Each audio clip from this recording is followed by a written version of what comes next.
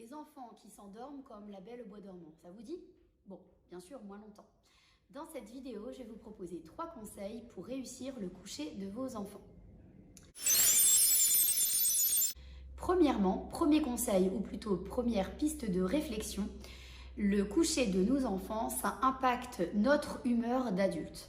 En effet, quand nos enfants ne dorment pas, quand ça se chamaille, quand l'horaire du coucher est toujours poussé, les enfants se réveillent tôt, ça crée beaucoup de stress, ils sont, on va dire, très nerveux, ils font plus de crises, nous aussi, on est plus en colère. Donc ça, c'est vraiment quelque chose qu'il faut prendre en compte au quotidien. C'est-à-dire que parfois, on pense que nos enfants sont trop ci ou trop ça. Est-ce qu'ils ne sont pas tout simplement trop fatigués? Est-ce que nous, on n'est pas à cran à cause de ça aussi?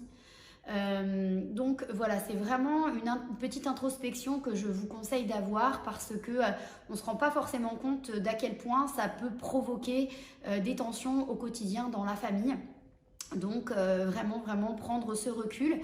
Et le premier conseil que je vais vous donner, c'est que si vous prenez le temps de prendre ce recul et que vous avez décidé que le coucher des enfants allait mieux se passer, même si vous n'avez pas tous les éléments, et ben vous allez voir que ça va se passer. À partir du moment où vous aurez mis cette impulsion, cette énergie, vous aurez dit stop, j'ai plus envie que ça se passe comme ça va vous aider à avancer, à amorcer des choses en fin de journée avec vos enfants.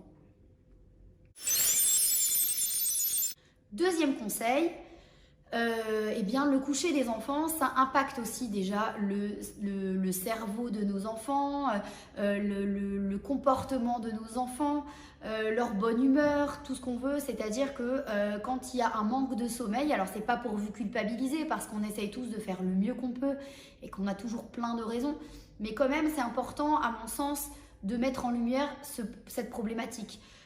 Pour moi, il me semble qu'en tant que parents, on se doit de développer le potentiel de nos enfants.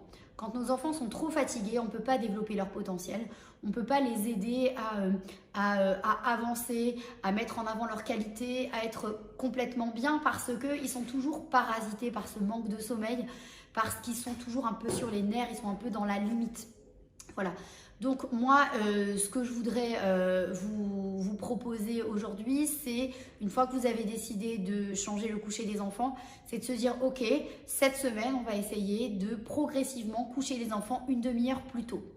Ce n'est pas un objectif qui est énorme, en même temps c'est un objectif qui est mesurable, qu'on peut atteindre assez facilement en 1 semaine, en 2 semaines, et qui peut avoir des effets très positifs sur le nombre d'heures de sommeil de nos enfants, sur leur attention en classe, sur leur comportement à la maison, sur leur bien-être de façon générale. Troisième conseil, le coucher des enfants, ça s'anticipe même à 3h30 de l'après-midi. Alors vous allez me dire quoi, 3h30?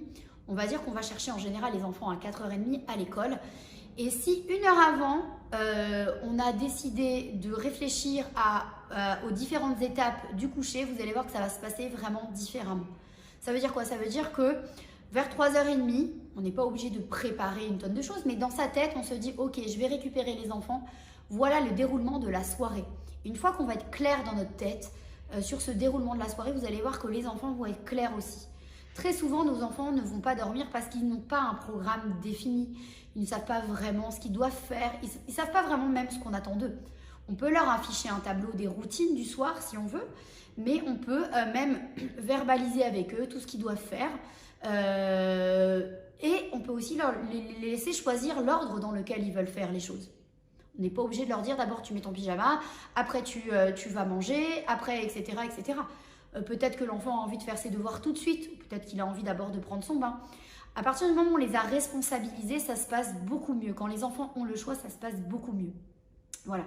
Et vraiment, ce que je vous conseille de faire, ce sera mon dernier conseil, c'est que le soir, quand vous êtes avec vos enfants, soyez avec vos enfants. Déconnectez du téléphone, déconnectez de vos soucis. C'est un moment de partage, c'est un moment où la pression émotionnelle va redescendre et doit redescendre pour que les enfants puissent se coucher sereinement et nous aussi. Et avec ça, on peut profiter aussi de soirées plus calmes pour avoir du temps pour nous, en couple et faire tout ce qu'on veut. Voilà, j'espère que cette vidéo vous aura plu. N'hésitez pas à vous abonner à la liste exclusive IMA. Vous avez les infos dans la description de la vidéo. À bientôt!